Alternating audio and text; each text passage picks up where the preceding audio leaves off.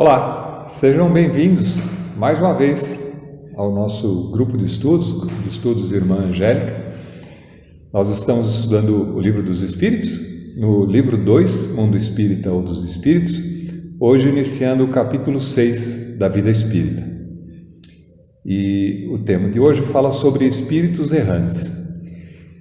E aí, antes mesmo de começar, eu achei um pouco estranho esse termo, né? Espíritos errantes, né? E a gente vai perceber que durante a discussão desse capítulo, espíritos errantes são aqueles que não estão encarnados, o que dá para nós, na língua portuguesa, uma certa sensação errada, já que quando a gente vai procurar no dicionário o que é errante, errante é a qualidade daquele que está na erraticidade. E erraticidade é aquilo que é errático, que anda sem destino ou a vaguear.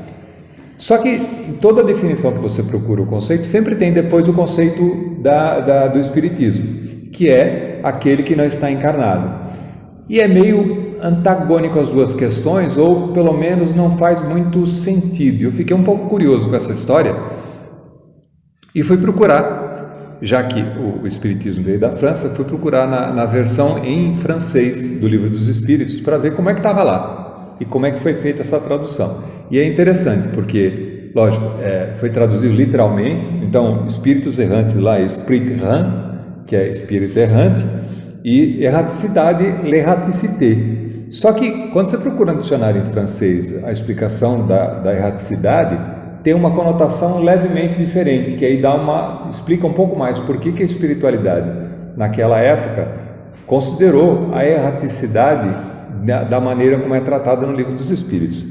Em francês, erraticidade é aquilo que é instável, que não manifesta alguma tendência coerente, aleatório, o que traz levemente uma diferença daquilo que não tem destino, que anda sem destino, que anda a vaguear, né? Por quê? No sentido em que você fala que não tem alguma tendência que é aleatório, dá uma sensação de liberdade, uma sensação de possibilidades diferentes, o que aí então fica melhor explicado quando a gente considera o espírito desencarnado, aquele que não está encarnado. Aquele que não está encarnado tem mais possibilidades, tem mais livre-arbítrio para decidir para onde vai do que nós encarnados que estamos presos, vamos dizer assim, além de estarmos presos na matéria, na vivência de um corpo carnal, estamos presos a uma certa situação e dependências que esse corpo carnal nos traz e que faz com que a gente não tenha tanta liberdade assim, com que a gente tenha uma definição de caminhar mais bem claramente definido, né? Então isso já faz um pouco mais de sentido e aí sim, isso vai ajudar a gente a entender numa sutileza um pouco maior cada uma das questões que estão colocadas aqui nesse capítulo. Então, a pergunta 223 diz assim: a alma reencarna logo depois de se haver separado do corpo? E a resposta: algumas vezes reencarna imediatamente, porém, de ordinário, só o faz depois de intervalos mais ou menos longos. Nos mundos superiores, a reencarnação é quase sempre imediata, sendo aí menos grosseira a matéria corporal. O espírito, quando encarnado nesses mundos, goza quase que de todas as suas faculdades de espírito, sendo o seu estado normal o de sonâmbulos lúcidos entre vós. Para a gente entender um pouquinho mais, né? O espírito pode reencarnar logo depois de ter desencarnado, depois da morte?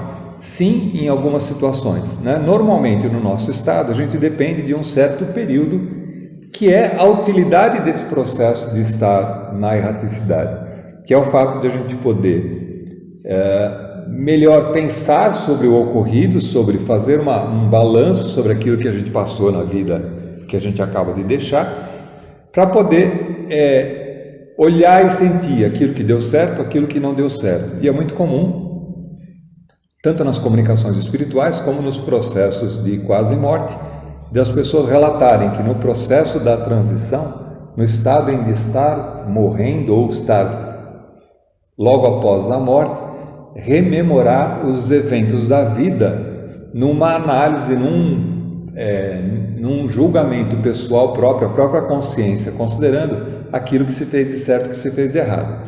Então, nesses estados, nós precisamos de um tempo na espiritualidade, na erraticidade, para poder fazer um balanço e, eventualmente, fazer preparações para que, quando a gente retorne à vida material, a gente possa retornar mais preparado para os novos enfrentamentos ou para corrigir aquilo que a gente deixou na existência anterior. O que ele diz é que em mundos mais avançados, mundos superiores, onde o espírito já está numa progressão, ele não precisa de muito tempo fora da matéria para poder fazer esse balanço. Esse balanço vai acontecendo o tempo todo e as mudanças, as evoluções vão acontecendo de uma maneira mais tranquila. Então, diminui-se o período de desencarnado, isso sendo feito mais rapidamente. A gente sabe, por outro lado, por outras comunicações, que espíritos que estão num grau de evolução menor, também não existe muita necessidade de reflexão fora da matéria, porque não tem muita consciência, e quem faz esse processo de alocação ou de planejamento kármico são muitas vezes os espíritos amigos superiores que estão tutorando aquela existência e que provocam, vamos dizer assim, uma reencarnação às vezes compulsória, sem decisão do próprio espírito, porque esses espíritos que acabam apadrinhando certos seres fazem as escolhas que aquele que está reencarnando ele não tem condição de fazer, porque ele não tem consciência suficiente para isso, ele precisa ainda de experiências e tomar um grau de evolução para poder participar do seu planejamento kármico, né?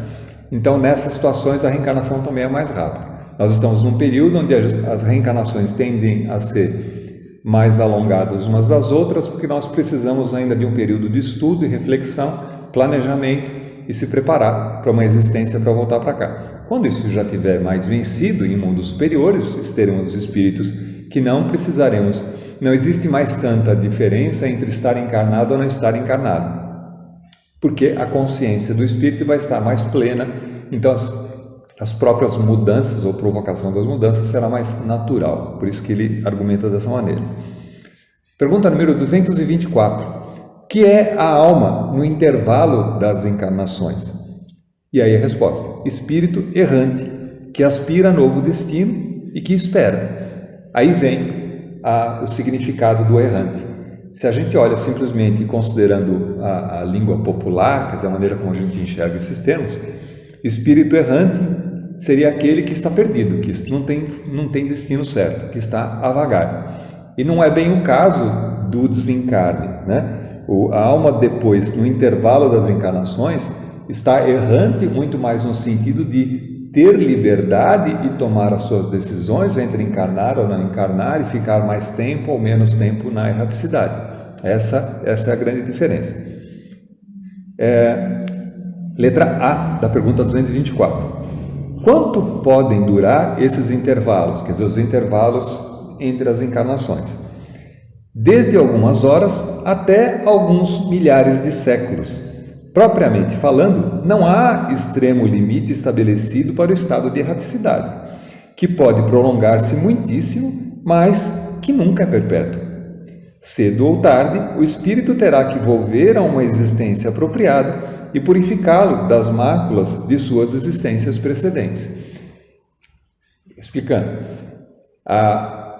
como a gente disse, os intervalos podem ser maiores ou menores, existe a decisão do livre-arbítrio do espírito entre decidir retornar ou não retornar. Muitas vezes a gente vai ver na sequência aqui que ele interfere nesse processo quanto tempo fica desencarnado, só que, como a gente já disse nos capítulos anteriores, a reencarnação, a existência de múltiplas vidas, serve para a nossa evolução espiritual. Ela é necessária para que a gente passe por novas experiências e, através das novas experiências, ganhe conhecimento, ganhe sabedoria para continuar o nosso processo de evolução. Se a gente ficasse desencarnado para sempre, as chances de a gente conseguir evoluir como espírito diminuem bastante, já que essas experiências são limitadas à vida na erraticidade, não mais daquelas que a gente pode encontrar na existência terrena, quando a gente tem parcialmente a memória daquilo que já passou e pelo que deve passar e começa a enfrentar os seus problemas, as suas realidades, né? E fazendo com que o espírito aprenda com aquela questão e comece a escolher caminhos diferentes com base na intuição, com base naquilo que ele tem de conhecimento já armazenado. Letra B. Essa duração depende da vontade do espírito ou lhe pode ser imposta como expiação?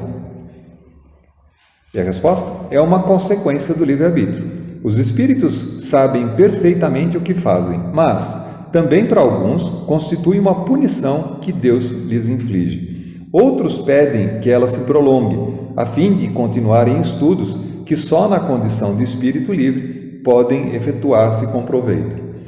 É muito comum a gente ver, principalmente algumas historinhas e algumas piadinhas de humor na espiritualidade, da resistência do espírito encarnar de novo. Você imagina, você está num estado de mais liberdade em que você reluta em voltar para uma existência que vai ser complicada, que vai ser com problemas, porque você sabe a lista dos problemas que você deixou aqui para resolver e que você depende de passar por eles de novo para colocar à prova. É como um aluno, eu costumo comparar sempre, se nós estamos num mundo de prova e expiação, levando o termo, imagina um aluno que está perto do período de provas da escola, né? Ir para a escola é legal, é muito bem, aprender coisas novas é legal, mas passar pela prova não é lá muito agradável, né? Alguns dá branco, não conseguem lembrar das coisas, tem a necessidade de você estudar para ir bem nas provas. Você imagina um espírito que está na erraticidade, que está desencarnado, sabendo que vai passar por uma reencarnação, vai encarnar novamente e ser colocado à prova. Quer dizer, ele também deve ter as mesmas sensações do que o aluno quando passa por um processo que vai ser testado na escola, né? Daí a relutância, muitas vezes, de alguns espíritos em tornar a matéria. Então, quando o livre-arbítrio emperra ou impede que esse processo aconteça, né?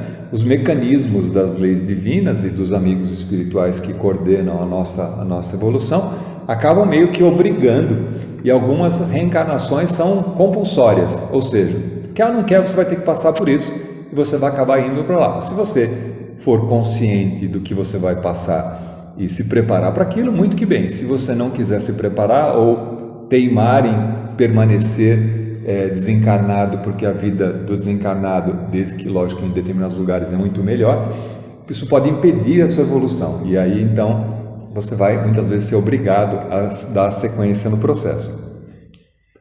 Pergunta número 225. A erraticidade é por si só um sinal de inferioridade dos espíritos? E a resposta: não, porquanto há espíritos errantes de todos os graus. A encarnação é um estado transitório, já o dissemos. O espírito se acha no seu estado normal quanto liberto da matéria. Então, a gente vê isso em muitas mensagens, né? O nosso estado natural, somos espíritos que momentaneamente estamos encarnados, estamos utilizando um corpo carnal para se manifestar. Nosso estado natural é aquele da erraticidade, né? Então, não significa um estado de inferioridade, como diz a pergunta, porque no final das contas esse é um estado natural. O estado de encarnado mostra que a gente precisa passar por experiências e a gente pode, desde que muito bem trabalhado, ou seja, você pode continuar na erraticidade como desencarnado, num trabalho bastante profícuo que te leve ao crescimento, à evolução, e retardar um pouco a vinda para cá como encarnado, porque você está num processo de aprendizado bastante grande e evolução. Só que o próprio espírito vai chegar um momento que precisa ser colocado à prova, ele se sente com necessidade de ser colocado à prova para verificar se todo aquele aprendizado que foi acumulado está realmente fixado, está bem fixado, está bem aprendido, e aí isso é possível mais facilmente quando ele vai ser colocado num processo de missão.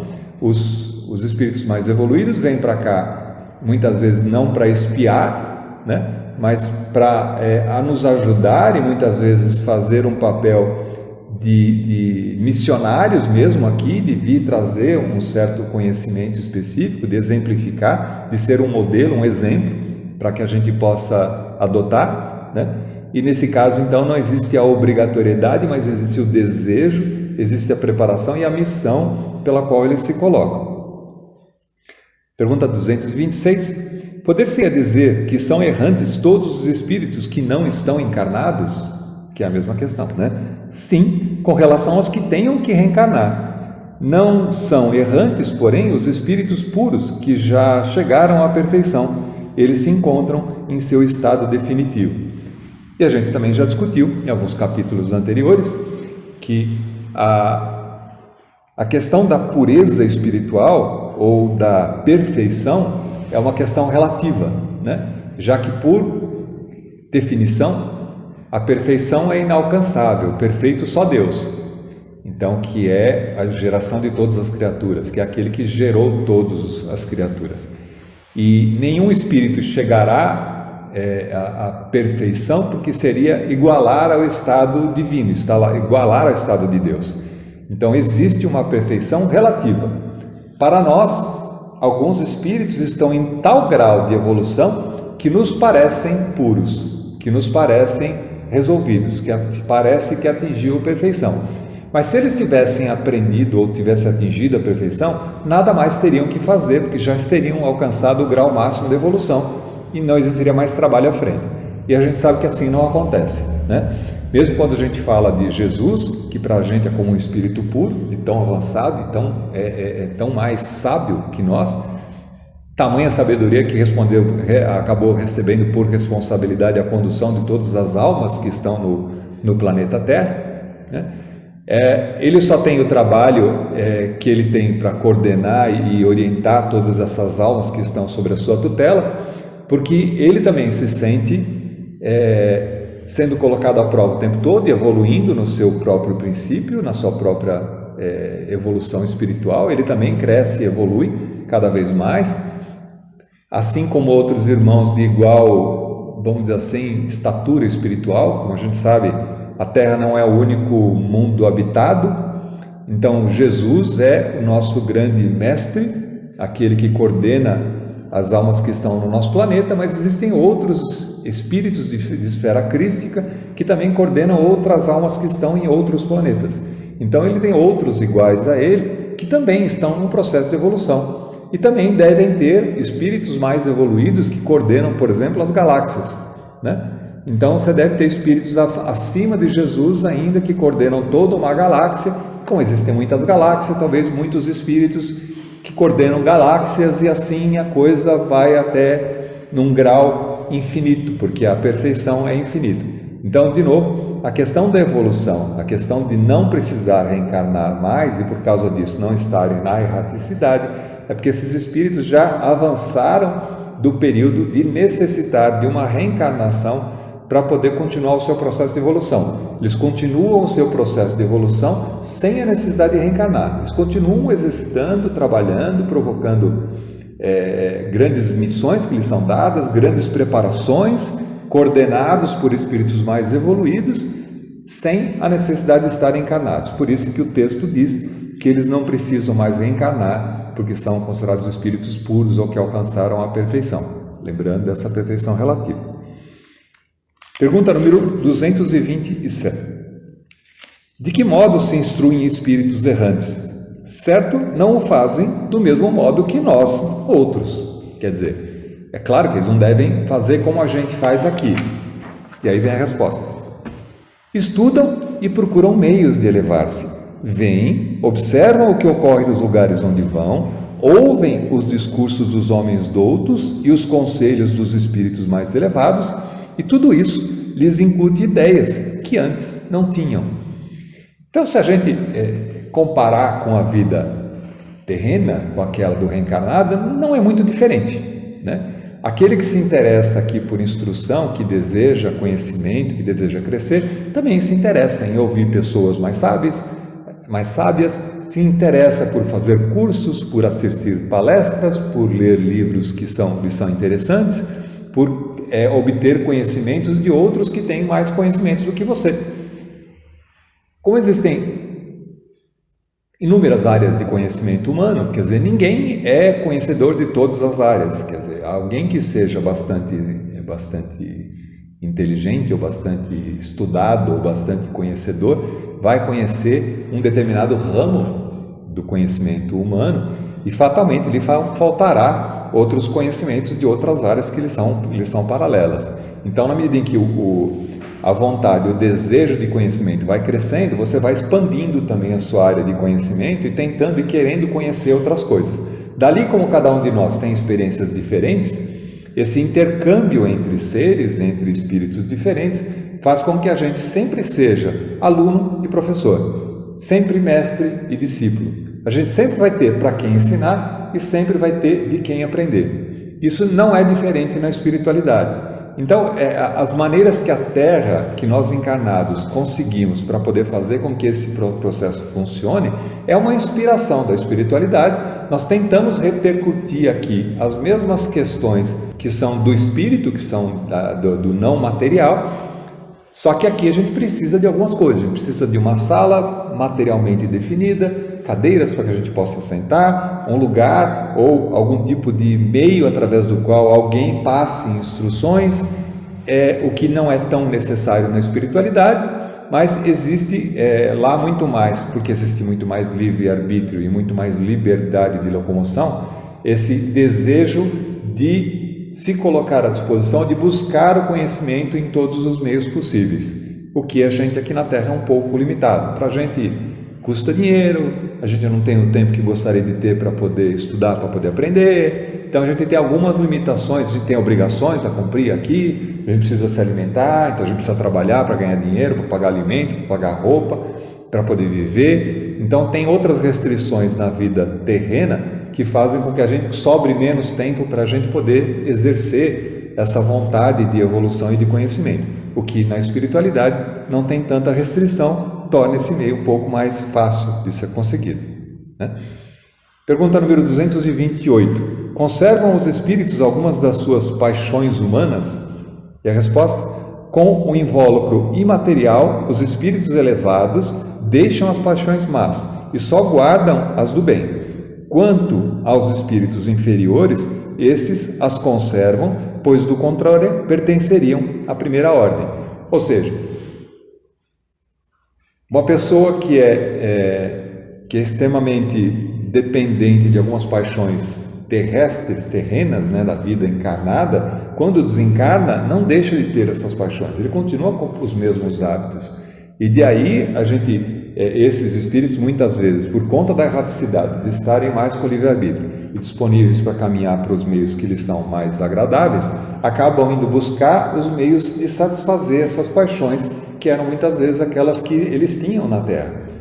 Então, não é porque desencarnou que virou santo. Desencarnou, continuou sendo o mesmo espírito, no mesmo grau de evolução que ele tinha aqui na Terra. Um pouco mais ampliado, na medida em que ele vai tomando consciência do seu estado de liberdade, o que dá para ele um conhecimento, às vezes, de vidas pregressas e de consciência muito maior do seu caminho até ali, mas ele não ganha simplesmente sabedoria pelo fato de estar desencarnado, pelo fato de estar na erraticidade. Vai depender de cada um. Aqueles que se já liberaram de certas paixões vão entrar na erraticidade, libertos desses tipos de necessidade, dessas paixões, e por causa disso não precisam mais disso. O que também acontece algumas vezes com mesmo espíritos encarnados. Alguns aqui na Terra, devido à sua conduta, à sua maneira de vida, já vão, e ao próprio processo da vida humana, né, vai fazendo com que a gente vá deixando essas paixões de lado, porque o corpo também vai evoluindo e envelhecendo e perdendo o seu vigor. Esse é um processo de preparação para o processo do desencarne. Então, na medida em que essas paixões vão deixando de ser tão atrativas, vamos dizer assim, né, na vida encarnada, porque as coisas começam a não ser mais possíveis agir do jeito que a gente gostaria, a gente vai deixando essas paixões do lado, vai se liberando dessas paixões e vai tendo uma vida mais liberta dessas questões, para que no processo do desencarne a gente sofra menos quando chega do outro lado. Se você passa a vida inteira buscando uma paixão dessa, seja ela sexo, seja droga, seja alimentação, seja a busca da beleza, seja qualquer tipo de paixão que te leve a você gastar muito tempo e se vincular muito naquela busca desenfreada para manter aquilo, aproveitando esse processo do envelhecimento, que é normal, que vai preparando para esse processo do desencarne, você vai chegar na espiritualidade, logicamente dependente e muito forte dessas grandes paixões. Pergunta número 229. Por que deixando a Terra não deixam aí os espíritos todas as mais paixões, uma vez que lhes reconhecem os inconvenientes? Isso é muito simples, porque ele tem uma dependência disso, né? Vê-se nesses mundos pessoas excessivamente invejosas. Imaginas que mal o deixam, perdem esse vício? Acompanham os que da terra partem, sobretudo os que se alimentaram de paixões bem acentuadas, uma espécie de atmosfera que os envolve, conservando-lhes o que tem de mal, por não se achar o espírito inteiramente desprendido da matéria. Só por momentos ele entrevê a verdade, que assim lhe parece como que para mostrar-lhe o bom caminho. Pergunta número 230. Na erraticidade, o espírito progride? Pode melhorar-se muito. Tais sejam a vontade e o desejo que tem em consegui-lo. Todavia, na existência corporal é que se põe em prática as leis que adquiriu. Pergunta número 231. São felizes ou desgraçados os espíritos errantes? Mais ou menos conforme os seus méritos. Sofrem por efeito das paixões cuja essência conservaram, ou são felizes de conformidade com o grau de desmaterialização que haja chegado, como a gente já comentou. Bom, a gente fica por aqui. Na próxima sessão a gente fala de um outro tema, desse mesmo capítulo, do capítulo 6 da vida espírita. Então, ficamos assim. Até lá!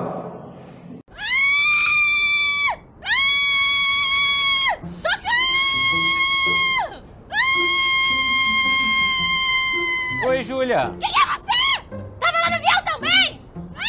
Não, eu sou seu amigo espiritual. Tudo bem? Tudo bem? Eu já tive dias melhores, né? Como você pode ver, eu vou cair lá embaixo, eu vou me esborrachar! É, pela altura vai mesmo. Nossa, com um amigo espiritual que nem você, eu nem preciso de inimigo, né?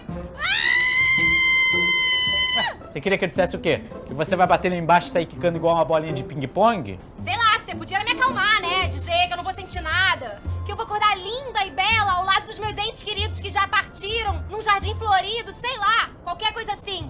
Eu não gosto de mentir, sabe? Isso é contra os meus princípios. Você quer dizer que eu vou sofrer, né? Pode falar, tô preparada. Não sei. Como é que você levou a vida? Procurou se melhorar como pessoa? Porque o seu estado do outro lado é o resultado das suas conquistas espirituais na Terra. Eu ia começar minha reforma íntima na semana que vem. Ih, tá igual a mim quando eu disse que ia começar a malhar. Semana que vem, sem falta, eu começo. Aí, morri sem aquele abdômen rasgadão que eu tanto queria. Tipo assim, do Caio Castro, sabe?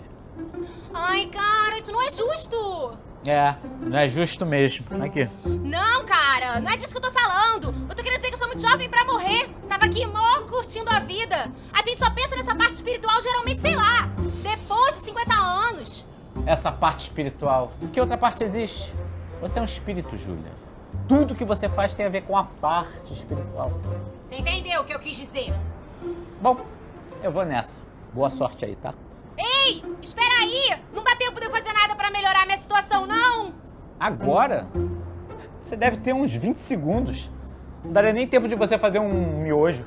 Ai, que saco, viu? A gente sempre sabe que vai morrer, mas nunca imagina que vai ser assim, tipo, hoje. Pois é, né? Tchau. Tchau. Então a gente se encontra lá do outro lado, né?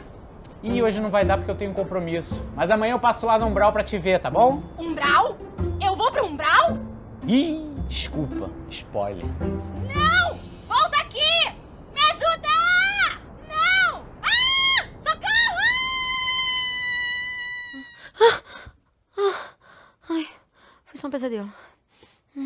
Mas valeu o alerta. Prometo cuidar melhor da minha evolução espiritual. Ai, segunda-feira eu começo, vai.